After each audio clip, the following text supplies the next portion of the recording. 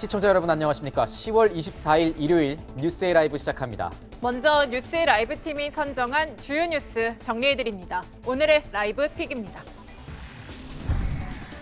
검찰이 대장동 개발 특혜 의혹 핵심 인물인 유동규 씨를 뇌물수수 등 혐의로 구속 기소했지만 배임 혐의도 빠지고 뇌물액도 줄면서 부실 수사 논란이 계속되고 있습니다. 특검 도입론에 대한 목소리가 커지는 가운데 50%에 가까운 국민들이 민주당 이재명 대선 후보가 이번 의혹에 직접 관련됐다고 생각하는 것으로 조사됐습니다. 이재명 민주당 대선 후보와 이낙연 전 대표가 오늘 오후 서울 종로에서 만납니다. 이 후보가 이번 만남을 계기로 경선 과정에서 흩어진 당심을 다시 모을 수 있을지 주목됩니다. 윤석열 전 검찰총장의 전두환 발언과 SNS 사진이 야당 대선 경선 과정에서 논란이 되고 있습니다. 원희룡 전 지사의 아내가 이재명 후보를 반사회적 인격장애인 소시오패스라고 평가해 원 전 지사와 이 후보 측이 정면 충돌했습니다.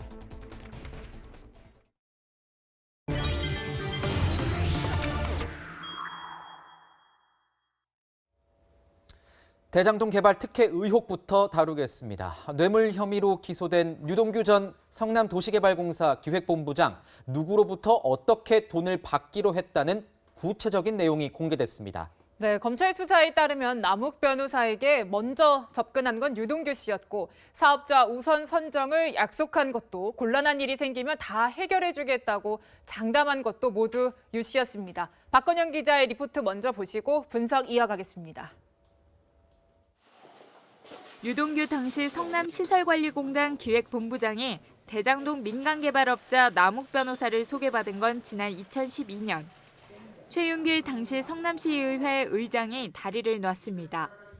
유 전 본부장은 성남도시개발공사 설립을 도와주면 대장동 개발 민간사업자로 선정해 민관합동으로 원활히 진행되게 하겠다고 제안합니다. 대장동 개발이 민관합동 방식으로 확정된 건 이재명 성남시장 재선 직후인 2014년. 이보다 2년 전에 개발 방식을 거론한 겁니다. 시의회가 성남도시개발공사 설립 조례를 통과시키자 유 전 본부장이 남 변호사에게 개발 사업 구획 계획도 마음대로 하라거나 매입 못하는 땅에 있으면 해결해주겠다고 했다는 게 검찰의 판단입니다. 공공기관의 토지 수용권으로 부지 확보를 돕는 대가는 2주 안에 3억 원을 달라는 것이었습니다. 이후 남 변호사가 정영학 회계사 등과 현금 3억 5,200만 원을 모아 전달했다는 게 검찰 수사 결과입니다. 유동규 씨에게 3억 주신 거는 왜 주신 거예요? 죄송합니다. 유 전 본부장은 사업자 공모 지침에 초과이익 환수 조항이 포함되는 걸 막아 민간 사업자에게 막대한 개발 이익을 몰아준 혐의를 받고 있습니다. 법조계에선 민간업자가 챙긴 초과이익과 성남시의 손해는 동전의 양면과 같다며 배임 관련 기소 없이는 반쪽 수사에 그칠 거라는 우려의 목소리가 나옵니다. 채널A 뉴스 박건영입니다. 네, 뉴스 분석 함께할 세 분 소개합니다. 김관욱 계명대 교수, 배종찬 인사이트K 연구소장, 장혜찬 시사평론가 나오셨습니다. 어서 오세요. 네, 대장동은 말로만 듣던 약속의 땅이었을까요? 2012년부터 유동규 전 본부장이 당시 대장동에서 이 개발을 추진해왔던 남욱 변호사를 찾아가서 성남도시개발공사 설립을 도와주면 사업 편의를 제공하겠다, 이렇게 제안했다는 내용이 새롭게 알려졌습니다. 장혜찬 평론가님, 그렇다면 지금 이게 유동규 전 본부장이 몸통이 돼서 이런 것들을 다 제안도 하고 뭐 했다는 건가요? 어떻게 봐야 되는 겁니까? 그런데 일개 시설관리공단의 본부장이 몸통일 수가 있을까요? 저는 역시나 이 유동규 전 본부장은 이 몸통과 꼬리 사이 어디쯤이라는 생각이 들고, 성남시 내부의 산하기관을 새롭게 확대 재편한 일입니다. 시설관리공단을 엄청난 권한을 지진 도시개발공사로 업그레이드 시켜서 이 성남시에서 이 대장동 개발 같은 이 굉장히 큰 규모의 택지 개발, 신도시 개발을 할 때 정부기관의 힘을 빌리지 않고 자기들 자체적으로 하기 위해서 바로 도시개발공사가 필요했던 거죠. 여기에 주도적으로 나선 사람이 유동규이고, 그 뒤에 성남시장의 묵인이나 지시 또는 방조 등이 없었다면 시설관리공단 본부장 하나 정도가 이 성남시 산하기관의 틀을 바꾸는 이런 일을 추진하기 힘들었을 겁니다. 그러나 지금 확인된 사항으로는 어쨌거나 이재명 지사와 굉장히 가까운 유동규, 당시 이 시설관리공단 본부장이 남욱 변호사 등을 설득하면서 그리고 검은 돈,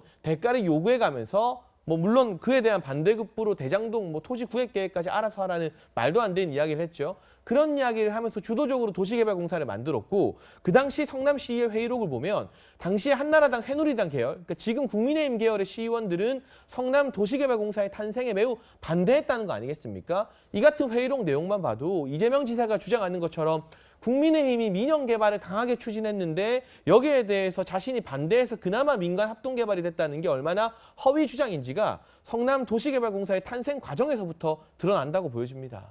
네, 이어서 그 방금 얘기 나왔지만 뒷돈 얘기 조금 더 해보자면은 그러니까 유동규 전 본부장이 남욱 변호사에게 대장동 개발 사업 마음대로 해라 이러면서 2주 안에 3억을 요구했고 이후에 돈을 그들끼리 모아서 한 3억 5,200만 원을 전달했다는 게 이 공소장에 따르면 나오는 내용이에요, 교수님. 네. 만약에 그게 맞다면 뒷돈이 오갔던 거 아닙니까? 그렇죠. 그렇다면 남욱 변호사는 바로 구속이 가능합니다. 그리고 지금 공소장 내용으로 본다 그러면 사실은 김만배 씨 같은 경우는 700억을 이제 주는 방법에 네. 대해서 논의를 했거든요. 이미 이 정도만으로도 사실은 뇌물죄가 형성이 됩니다. 그래서 거기에 3억 5천 만들 때 남욱 그리고 정영학 변호사까지 회계사까지 같이 들어가 있기 때문에 지금 소위 대장동 4인방이라고 하는 사람들이 다 구속 요건을 갖추고 있다라고 보는 것이고요. 예. 그리고 또 한 가지가 지금 이 유동규 씨가 이 공사를 이제 통과를 시켜주면 남욱 변호사에게 통과시켜주면 마음대로 하게 해주겠다.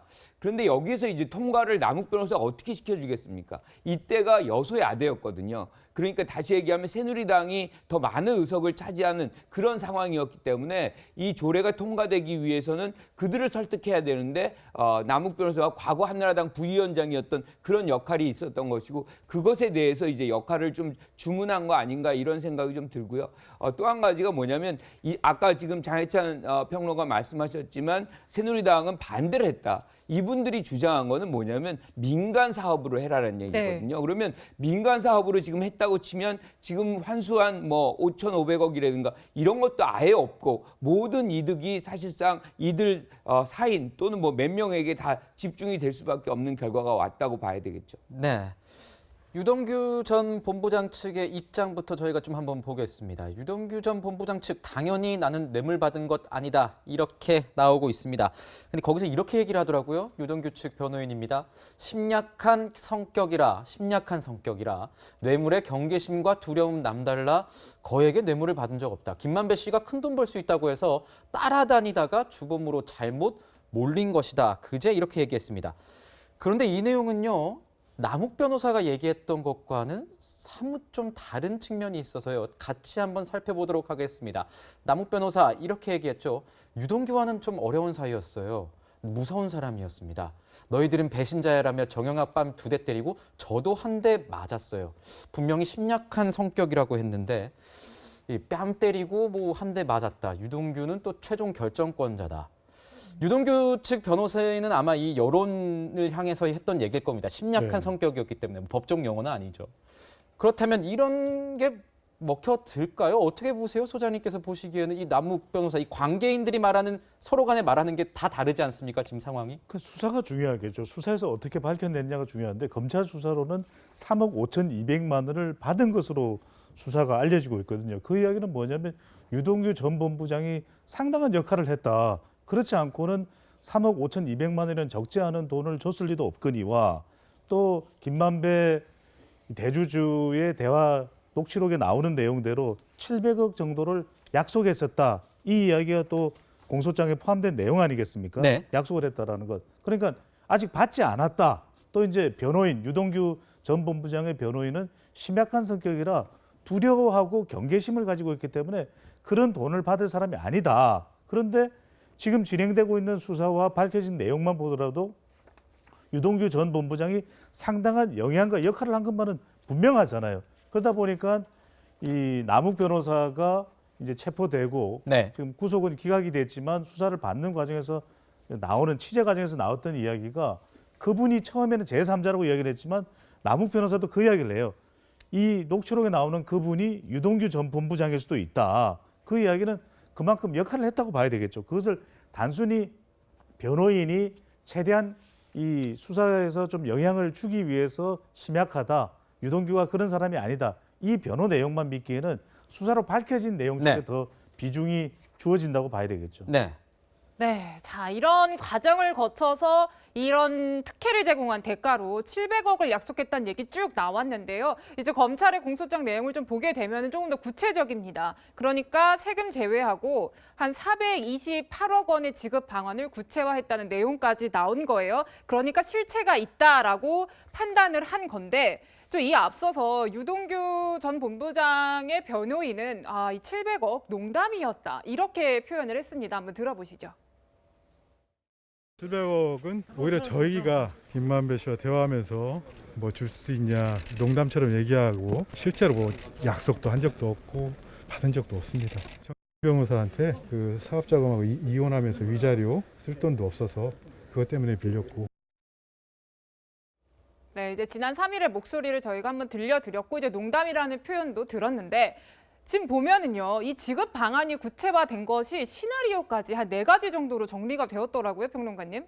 그러니까요. 지금 뭐 유동규 전 본부장이 새로 차린 회사의 주식을 고가에 매입하는 것, 아니면 유원홀딩스라는 회사였죠. 네, 그리고 직접 배당하는 거, 예. 증여하는 거, 소송을 거쳐서 전달하는 거, 다양한 방법이 논의되었는데 실제로는 700억에서 세금을 제외하면 428억 정도가 된다고 합니다. 그러니까 세후 428억, 세금까지 정확하게 제외한 금액을 어떻게 전달할지에 대해서 다양한 시나리오를 세워뒀기 때문에 이 700억, 이 천화동 1호 배당금의 절반 정도가 어쨌든 유동규 전 본부장에게 흘러가기로 한 것에 대해서는 수사 과정에서 두 사람 다 끝까지 부인하기는 상당히 어려워 보이는 대목이고요. 문제는 이 700억 원이라는 막대한 돈이 온전히 유동규 전 본부장에게 혼자 지급되는 것인가, 아니면 유동규 전 본부장 뒤에 있는 사실상 이 성남도시개발공사 정관을 보게 되면 주요 사업을 결제하고 처리할 때 성남시청에 보고하도록 되어 있습니다. 그리고 중요한 서류에는 지금 언론을 통해서 보도가 되고 있지만 이재명 당시 성남시장의 사인, 네. 그리고 또 다른 최측근으로 알려진 정진상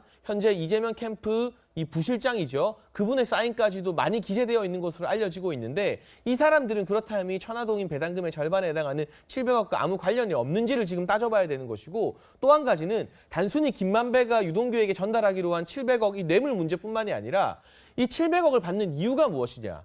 유동규 전 본부장이 초과이익 환수 조항을 삭제해줬기 때문에 그 대가로 700억을 받는 것이거든요. 그렇다면 당연하게도 삭제된 초과이익 환수 조항 때문에 성남시가 입은 엄청난 피해, 네. 여기에 대한 법적 처벌, 이게 바로 배임죄입니다. 이 배임죄에 대해서도 검찰이 기소를 해야 되는데 이걸 빼놓고 기소했다는 것 자체가 지금 수사를 최대한 은폐하겠다는 그런 검찰의 의도가 진하게 드러나는 말도 안 되는 상황이라고 생각이 됩니다. 그러니까 네. 검찰 수사가 지금 좀 잘못되고 있다 이렇게 말씀해 주셨는데 실제 공소장에서 보면은 배임 혐의 지금 빠져 있다는 얘기가 많이 있지 않습니까, 평론가님? 이 배임 혐의가 들어가고 안 들어가고가 큰 차이가 있다 이 말씀이신 거 아니겠습니까? 이재명 지사가 관련이 돼 있느냐 없느냐 이거를 가르는 게 이 배임 혐의다. 네, 왜냐하면 이 배임 혐의 같은 경우는 초과이익 환수 조항 등을 삭제하거나 또는 더 좋은 조건을 제시한 이 업무처가 있음에도 불구하고, 예를 들면 지금 언론 보도를 보면 메리츠 금융 쪽에서 제시했던 계약 조건이 화천대유 하나은행 컨소시엄보다 더 좋은 것으로 나타나고 있어요. 그럼에도 불구하고 굳이 이 하나은행과 화천대유 컨소시엄을 채택해서 성남시에게 얼마나 피해를 끼쳤느냐, 그게 바로 배임죄 적용되는 혐의인 건데요. 이 부분이 적용되게 되면 이건 단순히 유동규 전 본부장만 책임질 문제가 아니라 당시에 보고를 받고 최종 결재를 하는 성남시장, 즉 이재명 지사까지도 같이 책임을 질 수 있는 문제이기 때문에 배임죄 적용 여부에 따라서 이재명 지사가 이 재판의 당사자로 끼어들게 되는지 아닌지가 사실 판가름 난다고 보여지는 대목입니다. 그렇군요. 그래서 굳이 구속영장 청구할 때는 배임죄를 넣었다가 기소할 때 빼는 건 대단히 이례적인 일이거든요. 네. 네. 그렇게 해서까지 배임죄를 뺀 것에 대해서 검찰 수사팀 내부에서도 이견이 많고 이게 이재명 지사 봐주기 아니냐는 논란이 불거지고 있습니다. 네, 추가 네. 기소 가능성을 언급하고 있기 때문에 수사 상황 조금 더 지켜봐야 될 것 같기도 합니다. 네, 이 기소 관련해서 야당은 어떤 목소리를 내고 있을지도 궁금해지는 대목인데 저희가 한번 준비해봤습니다. 들어보시죠. 검찰이 어저께 대장동 게이트 유동규 씨를 구속 기소하면서 배임 혐의는 쏙 빼놓고 뇌물죄만 적용하면서 그것도 액수까지 줄여서 기소했다고 합니다. 검찰이 이재명 일병 구하기를 위해 눈물겨운 사투를 벌이고 있는 것 같습니다. 애당초 몸통 규명 의지는 없었고 여론에 등 떠밀려 마지못해 수사를 하는 척 신용을 했지만 이 검찰의 수사는 범죄 밝히기 위한 수사를 하는 것이 아니라 범죄 은폐를 위한 공작을 하는 것이라고 볼 수밖에 없습니다. 네, 그러니까 야권에서는 이 기소에서 배임 혐의가 빠진 것을 거세게 비판하고 있고요. 그런데 이제 민주당에서는 애초에 배임 혐의를 적용하려고 했던 것 자체가 무리였다는 것이다. 이렇게 보고 있지 않습니까? 지금 공소장 내용을 보면 네. 배임 혐의는 반드시 들어갈 수밖에 없는 내용인 것으로 보여요. 네. 지금 왜 그러냐면 지금 사실상 어떻게 보면 유동규 씨가 주도적으로 뭔가 이 상황, 사업을 만들어가는 그런 역할이 보입니다. 네. 그리고 이제 내가 뭔가를 했으니 대가를 내놔라. 이게 사실은 뭔가 제3자에게 특혜를 주고 그것을 나중에 돌려받는 그런 장면이거든요. 피해는 분명히 이제 성남시한테 가는 것이고. 여기서 이재명 지사랑 연결을 하려면 사실상 이재명 지사가 이런 어떤 추가 수익 환수에 대한 부분에 대해서 이것을 뭐 삭제하라든가 네. 지시를 했거나 또는 뭐 묵인을 했거나 또는 이걸 통해 가지고 얻은 이득이 경제적 이득이 이재명 지사에게 왔거나 네. 이 세 가지 중에 하나는 최소한 어떤 증거물이 있어야만 여기서 배임으로 엮을 수가 있다. 그러니까 배임 혐의를 적용할 수 있는데 그러한 부분이 사실상 나온 것이 없거든요. 지금 모든 부분에 사실 유동규 씨의 어떤 주도적인 역할 뭐 이런 것들이 부각이 되는 것이고 그리고 만약에 유동규 씨가 이재명 지사가 어떤 역할을 했다라고 하면 이런 녹취록 상황에서 사실 이재명 지사를 팔았을 가능성이 굉장히 높습니다. 이재명 지사에게 내가 줘야 되는데 이거 갖고 되겠느냐, 더 내놔라, 뭐 등등의 어떤 얘기들을 많이 했을 텐데 그런 언급이 전혀 안 나오고 있다는 것은 이재명 지사가 여기에 연루되지 않았을 가능성이 더 높다는 것을 반증하는 것이죠. 네. 그렇다면 여론은 어떨까요? 여론을 살펴보면 일반 국민들은 좀 다르게 보고 있는 것 같습니다. 이재명 후보와 이 대장동 의혹이 직접 관련이 있다 이렇게 보는 사람이 45.9%에 달한다는 조사 결과가 있습니다. 소장님, 네. 어떻게 봐야 되는 겁니까? 이렇게 보면은 이것이 대선에는 크게 영향을 미칠 수밖에 없는 상황이 된 것 같아요. 부담이 되는 거죠. 네. 그러니까 이재명 후보로서는 대선, 본선 마지막 토론까지 대장동 이야기가 나올 수밖에 없을 거예요. 마지막 토론까지 그럼요. 대장동이 꼬리표처럼 딸릴 것이다. 국민의힘 후보 또 다른 또 대선 후보들은 계속해서 공세를 취할 수밖에 없는 것이고, 근데 이 조사 결과를 좀 주목해 보실 필요가 있는 것이 네. 이재명 지사와 직접 관련이 있다. 그리고 이재명 지사가 직접 금품 수수는 안 했더라도 관리 책임이 있다. 그러니까 관련성과 관리 책임을 합해 보면은 네. 거의 뭐 60%가 넘어요. 네. 넘더라고요. 근데 이거 네. 그만큼 아주 큰 초태풍급, 허리케인급 이슈라고 봐야 되겠죠. 근데 여기서 중요한 것은 분명히 부담도 가고 앞으로도 중도층, 또 MZ세대, 또 특히 부동산에 민감한 여성 유권자층에 영향을 줄 겁니다. 근데 핵심은 뭐냐?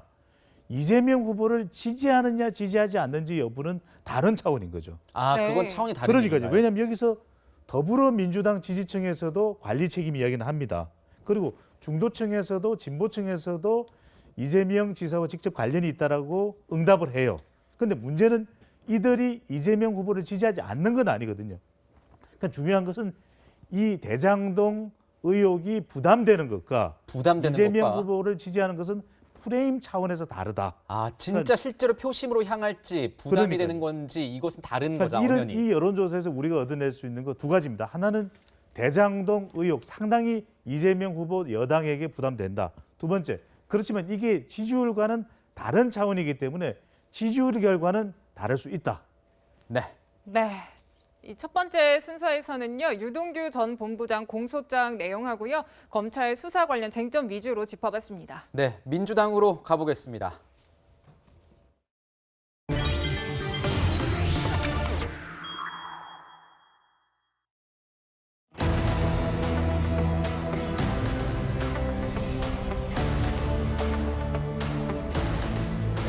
백지장도 받들어야 될 상황이기 때문에 최선을 다해서 힘을 합치도록 노력하고 있습니다. 조만간 좋은 결과가 있을 것 같다고 생각이 됩니다.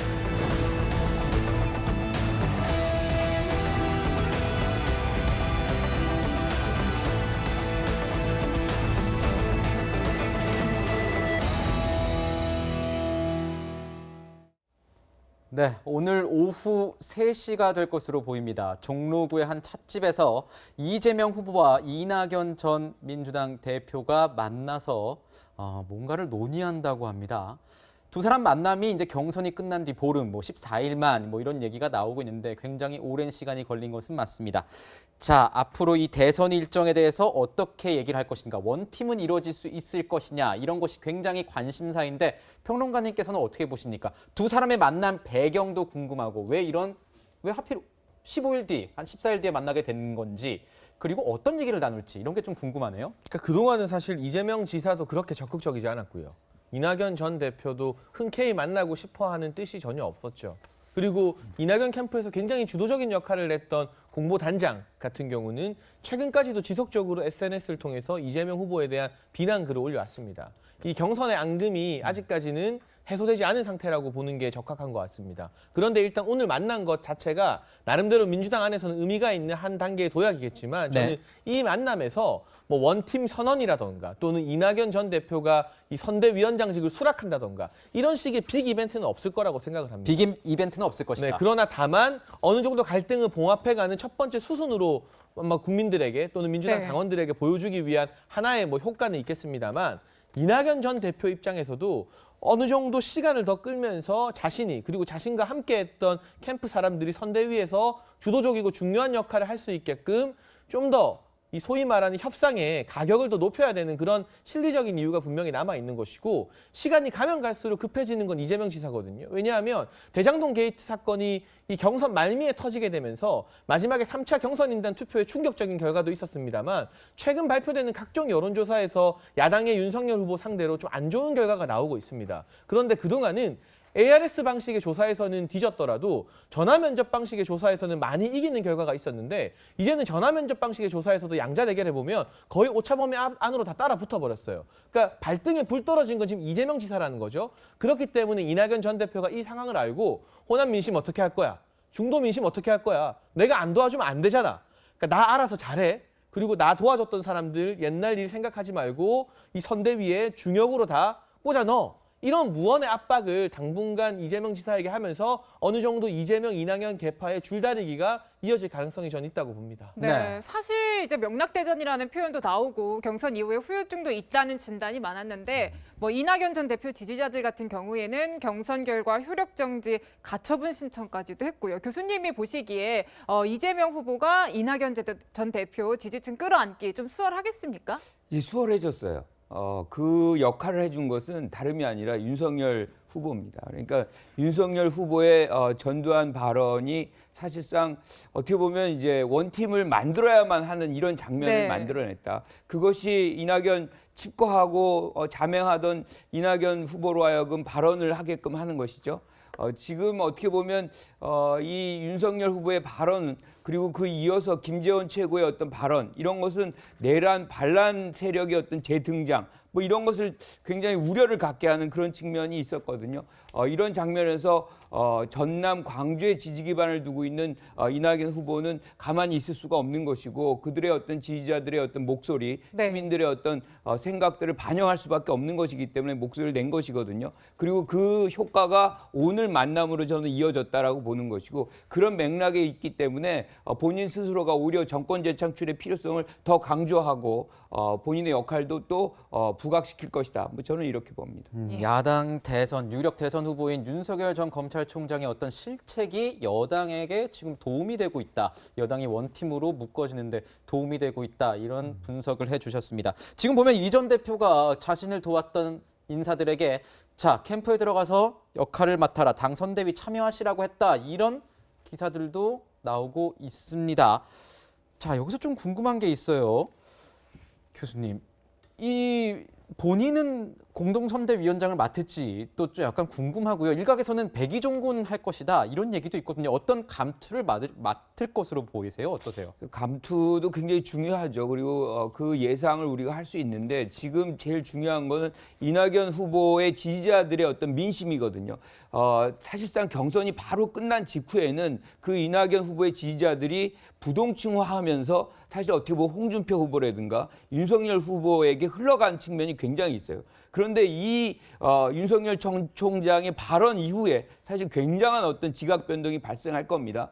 그런 차원에서 윤석열 후보의 어떤 말실수인지 인식의 어떤 결과인지 우리가 이제 계속해서 지켜봐야 되겠지만 결과적으로 이낙연 후보의 입지를 좁혀버리는 그런 효과가 발생하면서 이낙연 후보는 지금 이 상황에서는 이재명 후보에게 아주 절대적으로 협력해야 되는 그런 상황 속에 놓여져 있다. 그래서 저는 뭐 공동선대위원장 스스로 자천할 가능성이 매우 높다 이렇게 봅니다. 네. 자, 이런 가운데 이재명 후보의 어떤 본선 궤도는 점점 속도가 빨라지는 것 같습니다. 25일에 지사직 사퇴한다는 얘기도 나오고요. 이제 대통령과의 만남 여부도 굉장히 주목을 받고 있는데 이제 G20 참석차 해외로 나가기 전에 한 28일이거든요. 그때가. 그 전에 이제 대통령과 이재명 후보의 만남이 있지 않을까 궁금해하는 분들 많아요. 소장님 만난다면은 어떻게 좀 원팀에 힘을 실어주는 그런 회동이 되겠습니까? 그럼요. 우리가 대선에서 중요한 것이 여당 후보의 경우에는 현직 대통령의 예. 지지율,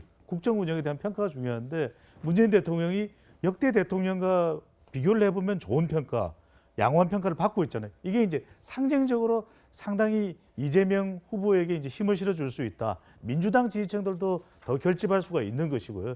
그리고 이것 자체가 지지층 결집력에 더 큰 이 효과, 부스트 효과가 일어날 수 있는 것이 네. 이낙연 후보 지지층이 들어오는데도 시간이 걸릴 수도 있는데 대통령을 만나면 이 속도를 더 가속화시킬 수가 있어요. 아하, 그렇군요. 네. 네. 두 후보, 이재명 후보, 이낙연 전 대표 사이의 중간에서 바닥에 깔려 있는 것은 역시 호남 아우르고 하더라도 민주당 지지층까지 모든 것을 아우르는 것은 대통령의 영향력이거든요. 이게 이제 더 가속화될 수 있는 것이고 또 하나 중요한 것이 이 유권자들이 볼 때는 이처럼 이낙연 후보와 또 케미를 맞추기 위해서 더 적극적으로 노력하는 이재명 후보의 모습, 또 대통령과 너무 정치적으로 발언이 또 부각되면은 이것도 정치 개입 아니냐 이런 영향을 줄 수 있지만 대통령과 만나는 그 장면 자체가 중도층도 영향을 줄 수가 있는 거죠. 중도도 중도 진보, 중도 보수로 나뉘어지기 때문에 이들에게도 저렇게 화합하고 연대하고 저런 모습에 대한 긍정적인 평가가 이루어지고 있거든요. 그러니까 확장성까지 또 결집력까지 여기에 이제 대통령 국정 운영에 따른 이 대통령의 마케팅, 대통령의 상징 효과까지 덧붙일 수 있는 효과는 있는 걸로 보입니다. 네. 두 사람의 만남을 이렇게 설명하는 문자 메시지도 그렇게 나오더라고요. 문재인 정부 성공, 어떤 임기만의 성공을 위한 논의장이 될 것이다. 이런 식의 내용이 들어가 있었는데 어떤 내용으로 얘기를 다룰지는 이따 저희 메인 뉴스에서 여러분들께 전해드릴 수 있도록 하겠습니다. 메인 뉴스 A죠. 네, 그리고 선거마다 이 의혹들이 쏟아져 나옵니다. 아까도 다 말씀해 주셨지만 다 나왔습니다. 대장동 특혜 의혹과 관련해서 이 이재명 지사 관련해서 뭐 국감에서도 계속 얘기를 했었죠. 그다음에 윤석열 전 검찰총장 전두환 발언 그리고 SNS 사진 등과 관련해서 계속 구설에 올랐었습니다. 그래서 이번 대선은 비호감 대선이 아니냐 이런 얘기도 나오고 있습니다. 저희가 준비한 사진 보여드리겠습니다. 자, 보면 이재명, 홍준표, 윤석열, 심상정, 안철수 순인데 거의 호감이 간다, 호감이 가지 않는다, 호감이 간다보다 호감이 가지 않는다가 거의 2배에 가깝습니다. 자, 장해찬 우리 평론가 윤석열 캠프의 우리 청년 특보를 맡고 계신데요. 지금 보면 62입니다. 윤석열 전 검찰총장의 호감 여부가 62인데요. 이 상황에 대해서 어떻게 좀 보십니까?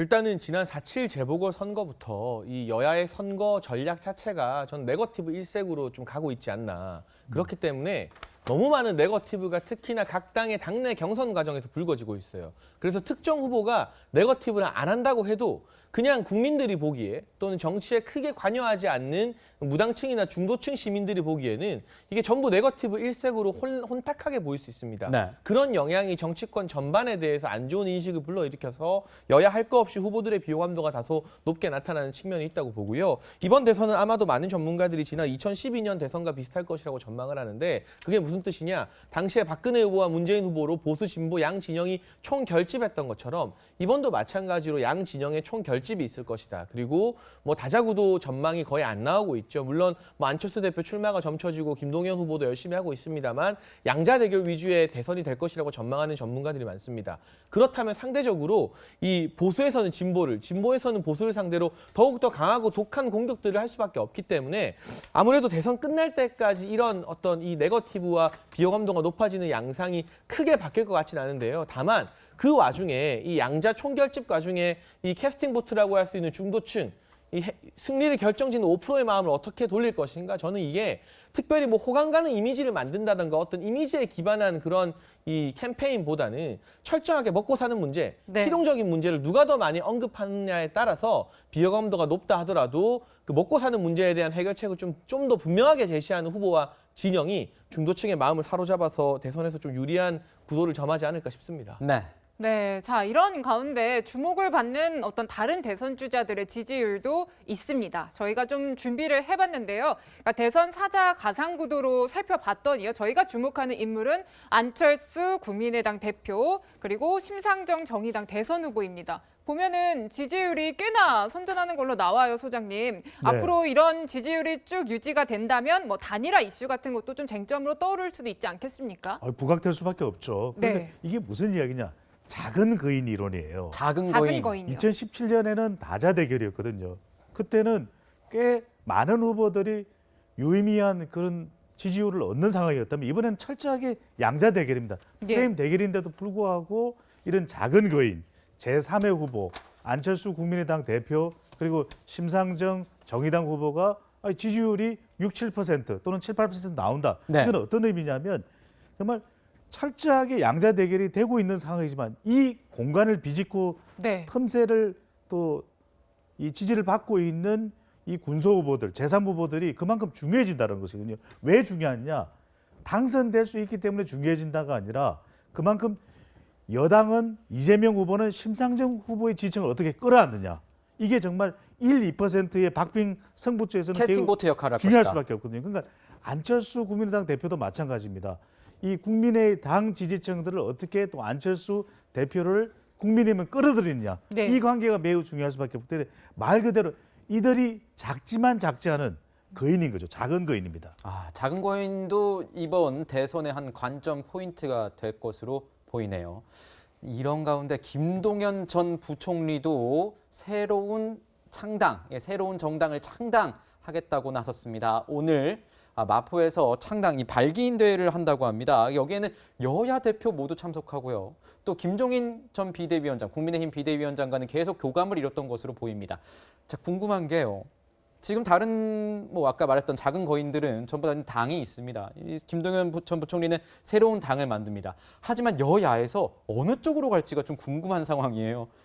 그러니까 이제 여러 가지 시나리오를 우리가 생각할 수도 있겠죠. 뭐 김종인 전 비대위원장과의 어떤 관계를 생각한다 그러면 몸집을 불려서 결과적으로 나중에 야권 단일화의 함축 뭐 이런 역할을 할 수 있는 것 아니냐 뭐 이런 생각도 할 수 있는데 저는 김동연 전 부총리 같은 경우는 일관되게 주장했던 게 있어요. 그러니까 새로운 정치. 네. 지금의 어떤 기존의 정치 세력이 아니라 새로운 정치 세력을 구축해야 된다는 그런 주장들을 해왔거든요. 그런 본인이 만약에 이제 지금 기존의 어떤 양당 중에 한 당에게 몸을 실른다면 스스로가 얘기했던 것을 부정하는 거거든요. 그러니까 새로운 정치 세력이 없음을 다시 확증하는 것이기 때문에 저는 그럴 가능성이 별로 없다라고 보는 것이고 네. 김동연 전 부총리 같은 경우는 이제 시작이라고 봅니다. 그래서 지금 이번 대선에서 뭔가 씨앗 뿌린 것을 거둘 생각을 하지 말고 이것을 지속적으로 가져간다면 새로운 정치 세력 이걸 구축하는데 한 가지 희망은 남기는 그런 노력이 될 수 있겠다 이렇게 봅니다. 지금이 아니라 이후에 자기의 정치적 자산을 만들기 위해서 나선 것으로 보인다. 이렇게 분석을 해주셨네요. 네, 새로운 정치 이야기까지 해봤고요. 오늘 오후에 있을 이재명 후보와 이낙연 전 대표 회동에서 어떤 메시지 나올지는 함께 지켜보시죠.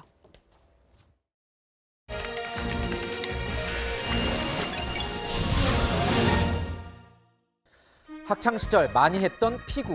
이 피구의 룰 혹시 기억하십니까? 두 팀으로 나뉘어서 상대방 팀 선수에게 공을 던져 아웃시키는 게임인데 그 무엇보다도 중요한 규칙은 바로 바닥에 그어진 금을 밟으면 아웃된다는 점입니다. 피구왕 통키도 얄짤없이 아웃입니다. 금, 이 라인은 게임의 룰입니다. 사회 구성원들이 정한 한계선인 것이죠. 우리도 자신들만의 금을 긋고 살아갑니다. 사람은 누구나 자기 주변의 일정한 공간을 자기 것이라고 생각하며 무의식적인 경계선인 퍼스널 스페이스를 가지고 있다. 다른 사람에게 침범받고 싶지 않은 내 공간인 거죠.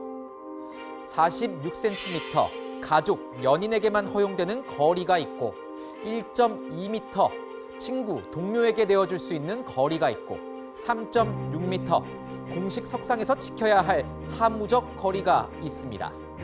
여기에 코로나19라는 몹쓸 전염병이 생기면서 최소 2m 이상 사회적 거리 두기가 추가됐습니다.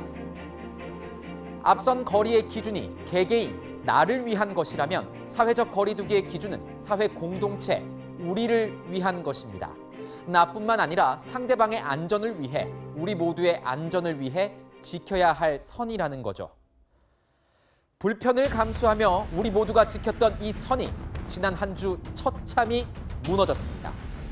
민노총이 대규모 총파업 집회를 강행했습니다. 안 된다고 그렇게 사전 경고했는데도 만여 명이 서울 도심 한복판에 모여 불법 집회를 했습니다. 마스크, 방역복을 입고 참석한 노조원들은 이내 단체 사진을 찍고 3355 모여 음료를 나눠 먹었습니다. 민노총 자체 방역선마저 무너졌습니다. 위드 코로나만 바라보면서 자영업자들이 제살 깎아가며 목숨 걸고 지킨 방역의 금은 그렇게 무참히 짓밟혔습니다. 답답한 마음에 말하고 싶고 외치고 싶어 광장에 나오고 싶은 사람들 수없이 많습니다. 그런데 다들 참고 있습니다. 왜? 엄중한 시국에 민폐라는 걸 알기 때문입니다. 사망까지 그렇게 많았는데 그 사람까지 7명 이상이 죽었는데 그걸 지금 옹호하는 겁니까? 도둑놈이 아니라 살인자입니다. 살인자. 이 집회 주동자들은. 이 발언은 너무 나간 표현이긴 하지만 민노총의 집회 또한 너무 나갔습니다.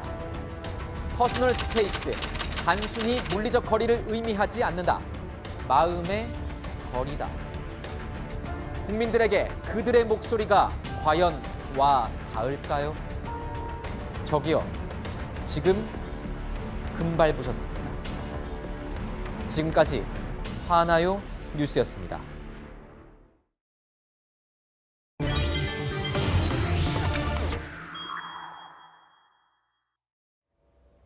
네, 국민의당 대선 경선 소식 알아보도록 하겠습니다.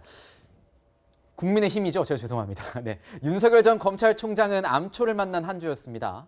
전두환 발언 그리고 SNS 사진 때문에 대처 방식을 두고도 또 논란이 이어졌습니다. 네, 윤 전 총장은 재차 사과하고 김종인 전 위원장까지 만나서 조언을 구했는데요. 곧 광주를 찾아서 여론을 수습할 것으로 보입니다. 정한희 기자의 보도입니다. 울산을 찾은 윤석열 전 검찰총장이 전두환 발언을 재차 사과했습니다. 그 말을 주워 담을 수는 저는 없다고 생각합니다. 상처를 받으셨거나 제가 또 좀 걱정을 끼쳐드린 부분이 있다면 거기에 대해서는 제가 사과하고 이렇게 하면서 국민들께서 저를 이해해 주실 때까지 아주 정직하게 자세를 갖는 것이 좀 중요하다고 생각합니다. 그러면서 31일 경선 TV 토론이 끝나면 11월 초에 광주를 찾겠다고 했습니다. 제가 광주에 가서 그 상처와 이 트라우마를 갖고 계신 분을 그런 분들을 더 따뜻하게 제가 위로해드리겠다고 말씀을 드렸고 11월 초에 제가 광주에 가겠다고. 반려견에게 사과를 주는 사진을 SNS에 올려 불거진 논란도 자신의 불찰이라고 적극 해명했습니다. 윤 전 총장은 토론회 직후에는 김종인 전 국민의힘 비대위원장을 만나 조언도 구했습니다. 보통 일주일에 한 번 정도는 전화를 하거나 제가 사무실을 찾아뵙거나 차기 정부에서 관심 갖고 다뤄야 할 이런 국가적인 아젠다가 이런 것들 뭐가 있는지에 대해서 그런 좋은 말씀을 들었습니다. 만남에서 김 전 위원장은 본인의 진위와 국민의 생각이 다르면 자신의 생각을 제대로 전달 못한 정치인의 책임이지 국민 잘못이 아니다라고 조언한 것으로 알려졌습니다. 논란을 수습하기 위해 몸을 낮추고 있는 윤 전 총장은 이재명 민주당 대선 후보를 향해선 날을 세웠습니다. 윤 전 총장은 대장동 특혜 의혹에서 이 후보의 배임 혐의는 명백하다고 주장하며 특검이 답이라고 했습니다. 채널A 뉴스 정한입니다. 네, 이번 한 주 정치권을 뜨겁게 다룬 이슈는 전두환 발언이었습니다. 윤석열 전 검찰총장의 이 발언에서부터 시작이 됐습니다. 들어보고 이야기 나누도록 하겠습니다. 전두환 대통령이 군사 쿠데타와 그 5.18만 빼면 잘못한 부분이 이제 그런 부분이 있지만 그야말로 정치는 잘했다고 얘기하는 분들이 많습니다. 그거는 호남 분들도 그런 얘기 하시는 분들이 꽤 있어요. 해운대 당협에서의 제 발언은 50 정권을 옹호하거나 찬양한 것은 결코 아닙니다. 그러나 그 설명과 비유가 부적절했다는 많은 분들의 그 지적과 비판을 겸허히 수용하고 유감을 표합니다. 윤석열 전 검찰총장이 했던 이 전두환 관련 발언 때문에 지난 한 주가 굉장히 뜨거웠습니다. 자, 뜨거웠는데 더 뜨겁게 한 이유가 있었습니다. 이 발언에 대해서 이제 사과를 하고 난 이후에 어떻게 이제 대처하는 이 대응 방식에 대해서도 또 논란이 됐습니다. 지금 보시는 사진 아마 많이 이번 주에 보셨을 겁니다. 이 반려견 토리에게 인도 사과, 이 사과를 주는 건데 뭔가 묘하게 이 사과에 대한 진정성에 대해서 의문을 품게 한다, 이런 지적들이 있었습니다. 교수님 어떻게 보셨어요?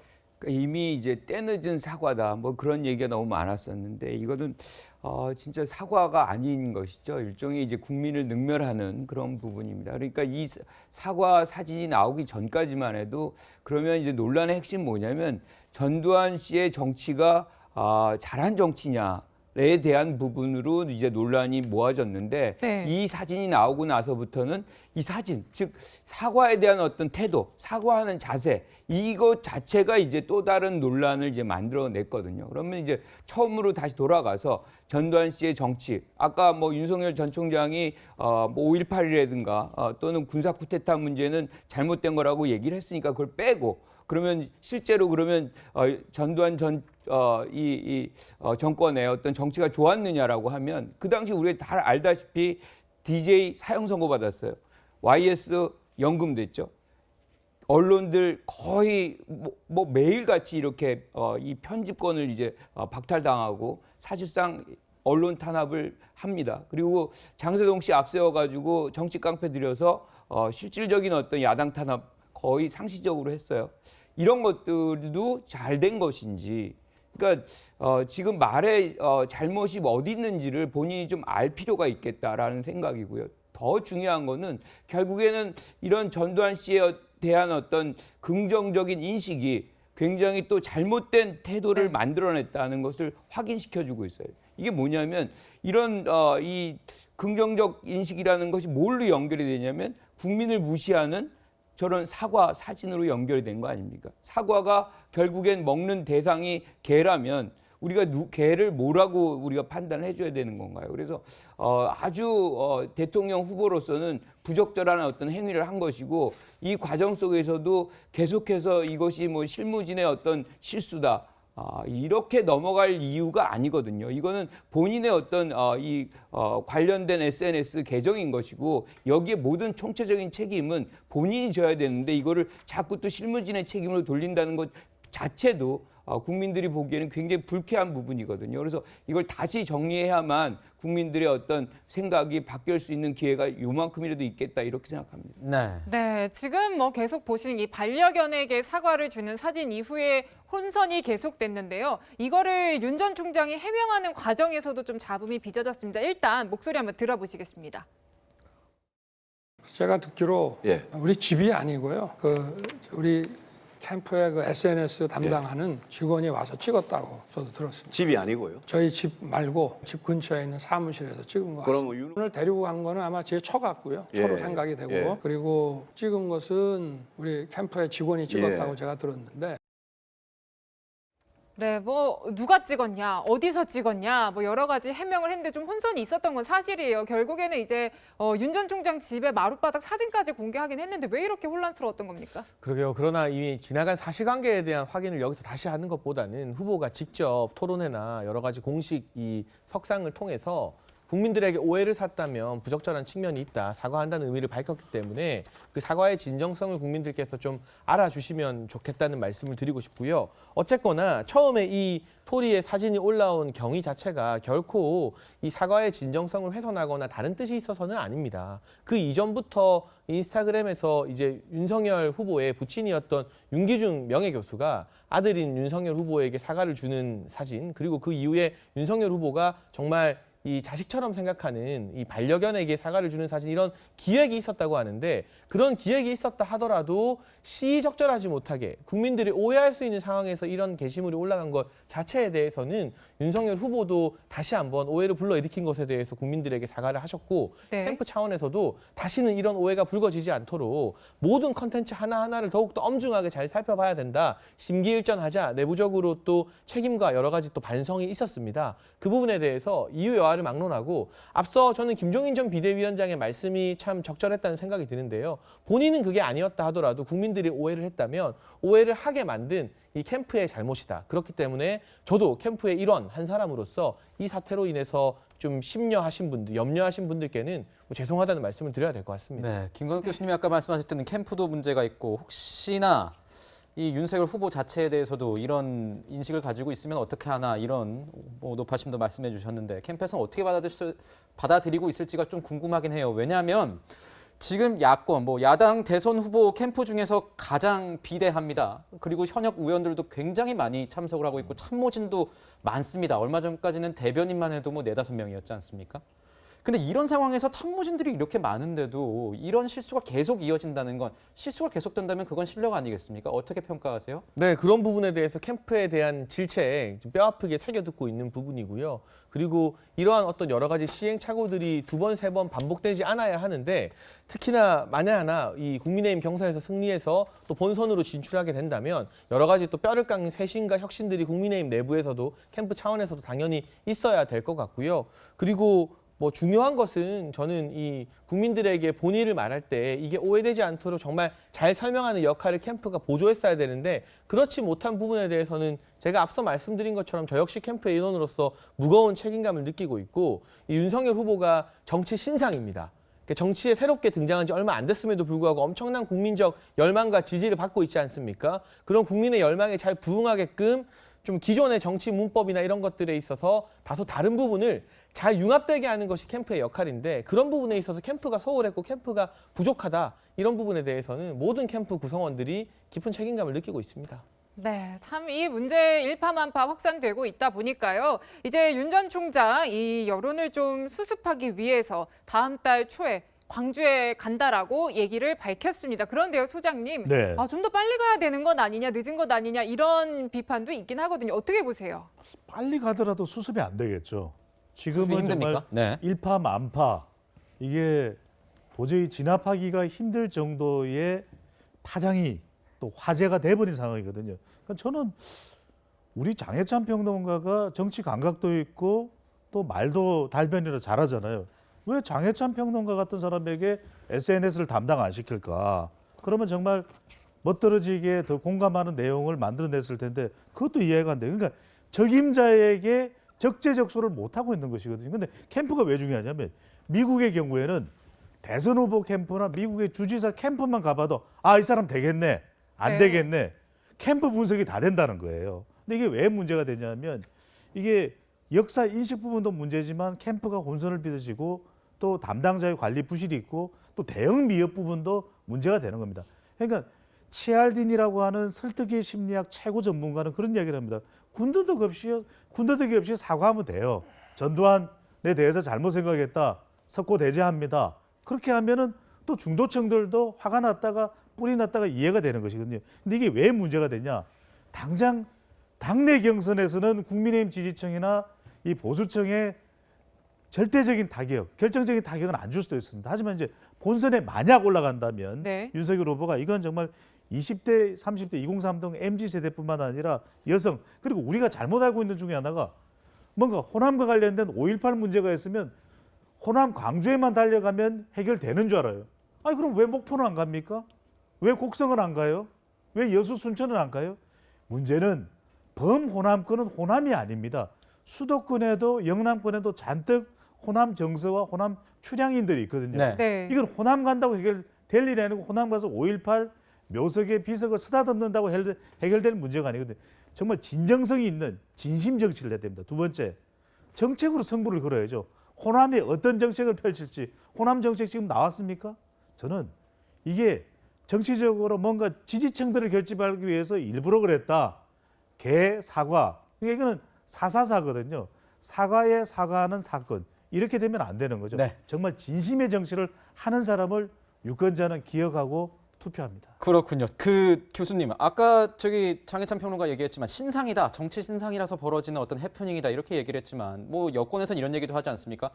대통령은 준비되자가 하는 것이다. 이런 얘기도 있는데 어떻게 보셨어요? 장해찬 평론가. 그러니까 지금 캠프의 문제다. 캠프의 책임이다. 저는 거기에 동의하지 않습니다. 그리고 신인이기 때문에 나타난 문제다. 이건 신인이 아니라 지금 우리는 대통령 후보를 뽑고 5년을 한국이라는 이 거대한 어떤 이 함선을 사실상 이제 끌고 가는 지휘자를 뽑는 그런 장면이거든요. 그런데 여기서 우리가 실험을 해야 되겠습니까?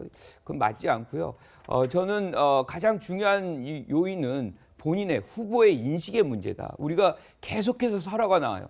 아프리카 뭐 120시간 노동 거기다가 뭐 불량식품 이제 급기야 전두환 씨의 어떤 정치가 잘 됐다라는 얘기까지 이제 나올 정도 되면 이것은 인식의 발로인 것이지 말의 실수가 아니라는 것이죠. 그래서 인식 자체가 굉장히 경도되어 있고 사실상 어떻게 보면 민주주의적인 가치가 이 윤석열 전 총장에게 있는 것인지라는 의문을 갖게 할 정도의 어떤 편향된 인식 체계가 이런 어떤 설화를 이어져 가게 하는 요인이고 만약에 이게 본인이 스스로가 근본적인 어떤 반성을 못한다면 이 사건 이후에도 또 다른 설화가 만들어질 개연성이 있는 것이고 그렇게 될 때에는 국민들은 아주 손을 놓을 가능성도 있다 이렇게 봅니다. 네, 김관욱 교수님께서 굉장히 준엄하게 분석을 또 해주셨는데 저희 패널들 다 친합니다. 그래 장해찬 평론가 좀 뭐 불편할 수도 있지만 또 그게 캠프의 어떤 역할 아니겠습니까? 이런 지적에 대해서 또 반론이 있을 것 같아서 기회를 좀 드리도록 하겠습니다. 네, 사실은 제가 앞서 강조한 것처럼 저를 포함한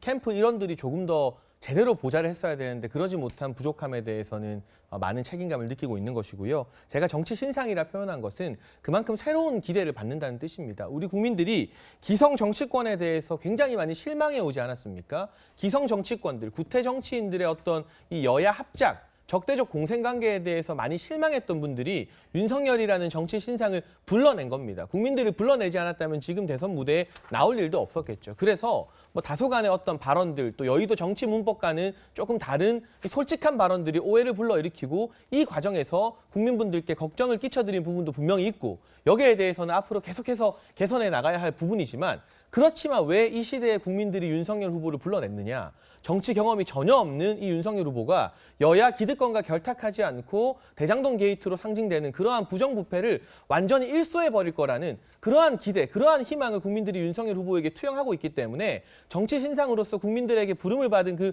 본질적인 이유를 후보와 캠프가 다시 한번 잘 되새기면서 이 신발끈을 조여맨다면 남은 기간 동안 또 실망한 분들도 다시 마음을 돌리고 또 계속 기대해 주시는 분들의 마음을 더 단단하게 만드는 그런 일을 해나갈 수 있을 거라고 저는 생각합니다. 네, 이렇게 윤 전 총장이 좀 흔들리니까 김종인 전 위원장의 입에 시선이 쏠리고 있습니다. 김종인 전 위원장과 만남도 갖고 조언도 구했다라고 하는데 어떻게 해요? 뭐 윤 전 총장에게 김종인 전 위원장이 구원투수로 전면에 등장할 수도 있겠습니까? 김종인 전 위원장 같은 경우는 여야를 막론하고 모두가 인정하는 정치 원로 아니겠습니까? 그리고 한국 현대사의 산 증인이나 뭐 다름없는 분이고요. 굵직굵직한 이 시대 정신과 국가적인 아젠다를 늘상 제시해왔던 분입니다. 그러니까 단순히 어떤 정치적인 유불리를 떠나서 국가 지도자가 되기 위한 분들이라면 저는 누구든 김종인 전 위원장의 경험과 지혜에 귀를 기울여야 한다는 생각이 들고요. 네. 두 분이 실제로 일주일에 한 번 정도는 만남을 가지면서 좀 수시로 소통해오는 것으로 알고 있습니다. 그렇죠. 또 네. 많은 조언을 받고 있고요. 김종인 전 위원장 같은 경우도 언론 인터뷰를 통해서 일단 이 국민의힘의 대선 경선이 끝나면 그때 가서 거취를 고민해 보겠다. 경선 끝나고요. 네, 그러나 최근 들어서는 윤석열 예비후보에게 굉장히 우호적인 또 호의적인 발언 등을 공개석상에서 자주 하고 있기 때문에 이 경선이 끝나게 되면 김종인 전 위원장의 역량과 지혜를 국민의힘이 전체 야권 차원에서 반드시 빌리게 되지 않을까 싶습니다. 네, 뭐 이준석 대표도 조만간 만날 수 있다 이런 얘기도 나오고 있으니까요. 저희가 한번 지켜보도록 하겠습니다. 이런 가운데 이 라이벌 홍준표 의원 같은 경우에도 도덕성을 앞세우고 있습니다. 저희가 준비한 CG를 한번 보시도록 하시죠. 자, 홍준표 의원이 이렇게 얘기를 했습니다. 어제죠. 윤석열과 이재명 후보의 비리 쌍둥이, 비리 페어 대선으로 몰아가 국민들께 비리 의혹 후보 선택을 강요하고 있다. 이재명과 윤석열은 이른바 적대적 공생관계다. 이렇게 얘기를 했습니다. 이러자 윤 전 총장 측에서는 홍 의원이 도덕성을 내세우는 게 의아하다, 이해가 안 된다 이런 얘기를 했습니다. 윤 전 총장 측 발언은 이런 겁니다. 자, 김변민 윤석열 국민 캠프 이 대변인인데요. 민주당의 악의적 주장에 편승해서 경쟁 후보를 치졸하게 공격하는 홍준표 후보야말로 더티 후보다. 깨끗한 척하는 홍 후보의 행태는 양두구육 아닌가 이렇게 얘기를 하고 있습니다. 여기서 궁금한 건 이겁니다. 지금 홍 의원 뭐 도덕성 얘기를 하고 있지만 결국은 이 경선에서 누가 뽑힐까 이게 이 경선이 중요한 거죠. 이 경선 여론조사 결과 어떻게 여론조사 문항을 넣냐에 대해서 홍 의원과 윤석열 전 검찰총장 측의 입장은 많이 다른 것 같습니다. 1대1로 하느냐, 사지선다로 하느냐 이런 얘기인 것 같은데요. 소장님, 네. 이게 많이 달라집니까? 어떻게 뭐 이렇게 1위, 2위 뭐 승자가 바뀔 정도로 이 여론조사 항목이 중요한가요? 이해관계가 확 엇갈리죠. 그러니까 윤석열 후보와 원희룡 후보 입장에서는 1대1 가상 대결을 하자. 본선 경쟁을 그렇게 물어보자. 그런 이유는 당원이 50%고 1대1 가상 대결도 이제 50% 국민의힘도 50%인데 1대1을 하게 되면 국민의힘 지지층이나 보수층이 더 부각이 돼요. 왜냐하면 1대1이니까 진보나 민주당 지지층은 이재명 후보 쪽으로 갈 테니까. 그러면 국민의힘 지지와 또 보수층 지지를 좀 더 많이 얻고 있는 윤석열 후보는 이거 유리해. 원희룡 후보는 또 최근에 이제 이재명 후보와 아주 대립각, 대장동 일타 강사죠. 그러니까 이게 우리 유리해 이렇게 되는데 사지선다형, 선다형으로 물어보게 되면은 보기에 윤석열, 홍준표, 유승민 또 원희룡이 들어가서 4명 중에서 본선 경쟁력이 있는 사람이 누구냐 이렇게 물어보면 이 응답자에는 더불어민주당 진보층 응답자도 있잖아요. 그럼 이들은 누구를 선택할 거냐? 홍준표, 유승민 쪽으로 많이 선택하니까 우리가 선다형으로는 홍준표, 유승민 후보가 우리가 유리해.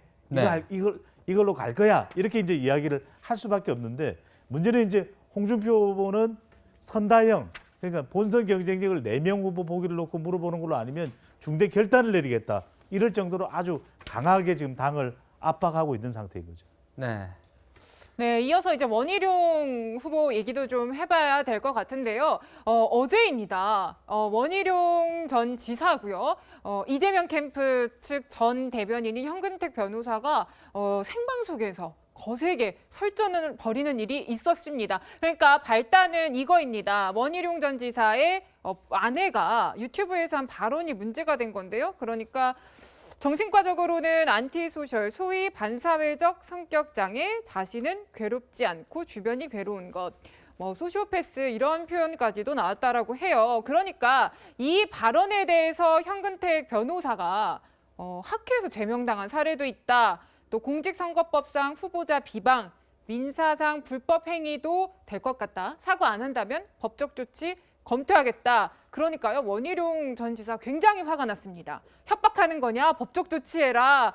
책임진다. 되게 세게 발언을 하시더라고요. 기존의 모습들이랑 좀 다른 격앙된 모습을 본 것 같은데 교수님 어떻게 들으셨는지 궁금하네요. 원희룡 후보가 절제력 없음을 완벽하게 보여준 장면이었다라고 굉장히 실망스럽습니다. 그리고 이제 사실 부인의 어떤 평가가 그러니까 이게 의사잖아요. 그러면 이제 사실상 환자를 이렇게 대면하고 뭐 진료를 하면서 이렇게 판정이 나오고 뭐 진단이 나와야 되는데 지금 이재명 지사에 대한 어떤 뭐 이 접근도 안 된 상황에서 몇 가지 얘기를 듣고 이렇게 판단하는 것은 사실상 이 의사의 윤리에도 어긋나는 이런 부분이거든요. 지금 어떻게 보면 이제 국민의힘 쪽에서는 원격 의료 반대하고 있잖아요. 원격 의료 가능하다는 얘기네요. 그러면 누구나 다 이렇게 멀리서 보고서 다 이 정도로 진단을 내놓을 수 있다 그러면 뭐 원격 의료 행위를 이렇게 정책으로 만들면 될 것 같습니다. 그런데 이제 더 중요한 거는 사실은 이 부인이 며칠 전에 한 달 전 정도 됐나요? 우리가 이제 방역을 하는데 거기에서도 사실 방역 기준 위반으로 해가지고 걸린 적이 있었어요. 그래서 과태료 처분을 받은 부분이 있습니다.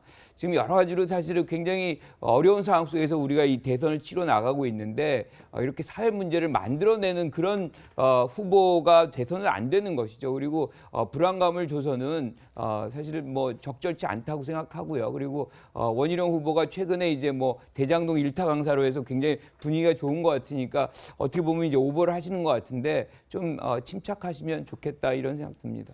평론가님은 어떻게 보셨어요? 이 원희룡 전 제주지사 같은 경우에도 사과를 왜 하냐, 사과할 일 아니다, 전문가로서 할 얘기 했다, 본인도 일정 부분 동의한다 이런 식으로 얘기를 하고 있습니다. 이 대선에 도움이 어떻게 되는 겁니까? 이런 발언들 강경한 발언이긴 하잖아요. 근데 저는 저 방송 장면만 봤을 때는 원희룡 후보가 조금 흥분을 했다라는 생각을 했는데 이후에 이어진 원희룡 후보의 페이스북 글을 보면서 조금 고개를 끄덕인 측면도 있거든요. 원희룡 후보가 오늘 올린 글을 보면 과거에 박근혜 전 대통령과 문재인 대통령에 대해서도 이 심리학자들의 분석 글들이 굉장히 많이 넘쳐났다. 하지만 그때는 아무도 제지하거나 뭐 고소한다, 학회에서 제명하겠다 그런 식의 이 협박을 하지 않았다라고 지적을 하고 있고 또 미국 대선 당시에도 트럼프 대통령에 대해서 현직 의사나 전문가들이 심리 상태 굉장히 불안하다고 분석한 글들이 나왔는데 여기에 대해서도 표현의 자유로 받아들여진 측면이 있다. 그리고 의료윤리상으로도요.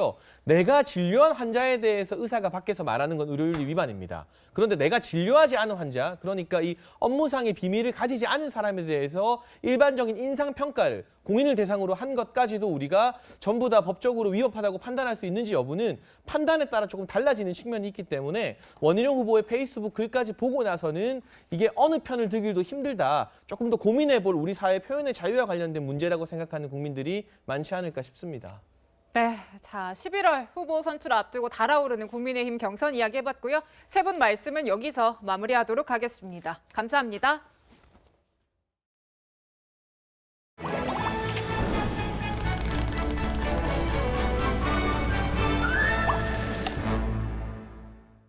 네, 신의 한수 시작합니다. 이현용 기자 나왔습니다. 자, 이 기자가 다녀온 부산국제영화제의 화제작으로 오늘 준비하셨죠?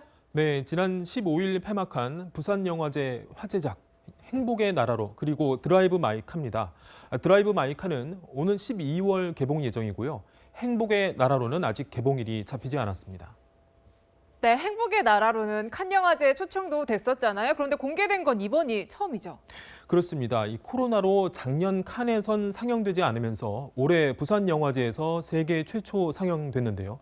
아직 공식 예고편도 만들어지지 않아서 지금 보실 장면들도 신의 한수에서 처음 공개됩니다. 네. 함께 보실까요? 가면 알아. 감시 카메라는? 지금 확인 중에 있습니다. 이게 진짜야? 지났다. 유턴! 진짜인 것 같다. 뭐 보니까 관 속에 돈이 가득한데 어떤 상황인 겁니까? 시한부 선고를 받은 수감자 203이 희귀병 환자 남식과 함께 장례차를 훔쳐서 달아나는데요. 관 속에는 범죄 조직의 검은 돈이 들어있었던 겁니다. 그러니까 인생 밑바닥까지 간 남자들의 이야기인 거죠? 네, 독일 작품 노킹 온 헤븐스 도어에서 영감을 받은 치유의 영화인데 한여, 돈의 맛 등 냉소적인 영화를 만들어 온 임상수 감독이 등장인물 누구도 죽이지 않는 착한 이야기를 그렸습니다. 이리 뛰고 저리 뛰고 그러는 와중에서 만나는 사람들, 뭐 그런 사람들한테 따뜻함을 느낄 수 있는 것, 어쩌면 그게 뭐 사는 게 아닌가 뭐 그런. 네, 임상수 감독의 착한 이야기 궁금한데 최민식, 박해일 두 배우가 주연인 거죠? 네, 두 사람이 한 작품에 나온 건 처음인데요. 15년의 나이차를 뛰어넘는 우정 연기도 눈여겨볼 만합니다. 네, 이어서 드라이브 마이카 소개해 주시죠. 일본의 차세대 감독으로 꼽히는 하마구치 류스케의 드라이브 마이카는 칸 각본상 수상작인데요. 아내와 사별한 외로운 남자가 어느 날 연극제의 연출을 맡고 내면 깊숙이 묻은 어둠을 꺼내기 시작합니다. 今回は私たちの決まりでドライバーを用意します。というと、彼女です。渡美咲です。僕はまだドライバーを君に頼むことに同意してない。私が若い女だからですか? 네, 무라카미 하루키의 소설을 영화로 만든 거잖아요. 네, 2014년 국내에 출판된 이 단편집 여자 없는 남자들 중에 같은 제목의 52쪽짜리 단편 드라이브 마이카를 상영 시간 179분의 풍성한 장편 영화로 만들었습니다. 이 대사가 많지만요, 잘 짜여진 배우들의 대화에 이 단숨에 소설책 한 권을 읽은 듯 했는데요. 특히 영화 속 연극 배우들이 한국어를 비롯해서 이 다양한 언어와 수어까지 쓰면서 소통하는 모습이 이 아내와의 일상과 대비되는데요. 메시지가 담긴 건지 감독의 생각을 물어봤습니다. 違いが全面的に出てくるもんなんだというふうには思います。コミュニケーションを取らなければひどいことが起きるということを自分の肝にも銘じて生きているということですかね。 네, 봉준호 감독과의 대담도 있었잖아요. 한일 거장의 만남으로 굉장히 화제가 됐죠. 네, 이 두 감독은 서로의 팬이라면서 2시간 동안 대화를 했는데요. 그런데 이제 40대, 50대인 두 감독이 앞으로 보여줄 작품들이 더 많을 것이라는 점을 고려하면 거장이란 수식어는 너무 이른 듯 싶네요. 네, 그렇군요. 이현영 기자 잘 들었습니다.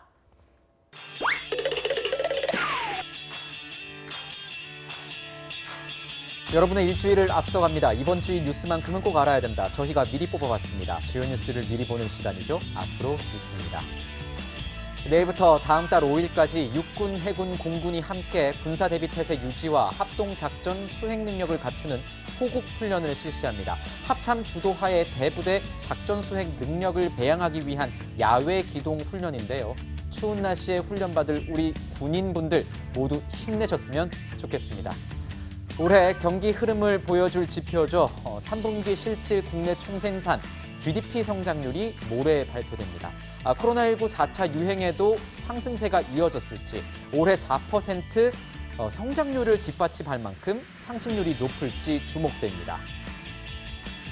네, 이번 주 수요일부터는 부동산 전세계약서상 잔금 지급일 이전까지만 대출 신청이 가능해집니다. 전세 대출을 받아 새로 계약을 하거나 갱신 계약을 할 때 모두 해당되는데요. 갱신 계약의 경우엔 전세값이 오른 만큼만 전세 자금을 대출해준다고 하니까 참고하시기 바랍니다. 이번 주 목요일 정부가 얀센 등 기존 코로나 백신 접종자의 추가 접종, 부스터샷 계획을 발표합니다. 금요일에는 다음 달부터 적용할 한국형 위드 코로나를 위한 이행 계획도 공개될 예정입니다. 식당과 카페 영업 제한부터 풀릴 가능성이 높다고 합니다. 홍 앵커, 오늘 출근하는데 하늘이 아주 쾌청하더라고요. 네, 그렇죠. 정말 기분 좋은 구름 한 점 없는 하늘이죠. 오늘은 이렇게 전국이 대체로 맑다가요. 차차 구름이 많아지겠습니다. 밤부터 제주 지역엔 비가 조금 내릴 전망입니다. 아, 그렇군요. 오늘 단풍철 맞아서 아마 산에 나들이 가는 분들도 적지 않을 것 같은데 그렇다면 낮 기온은 어떻습니까? 네, 낮에는 아침보다 기온이 10도 이상 크게 오릅니다. 서울 낮 기온 18도고요. 아침에 영하권으로 내려갔던 대관령은 13도까지 오릅니다. 그렇군요. 얇은 옷을 여러 벌 이렇게 겹쳐 입으셔서 체온 조절하시고 또 감기 조심하셔야겠습니다. 이어서 10월을 마무리하는 이번 주 날씨도 궁금해요. 네, 이번 주엔 때이른 추위는 누그러지겠습니다. 내일 서울 아침 기온 8도로 예년 수준의 아침 맞이하겠는데요. 이번 주 내내 낮 기온도 20도 안팎으로 선선하겠습니다. 그렇군요. 저희가 준비한 소식은 여기까지입니다. 일요일엔 뉴스A 라이브입니다. 시청해주셔서 감사합니다. Mr. Blue Sky, please tell us why you had to hide away for so long.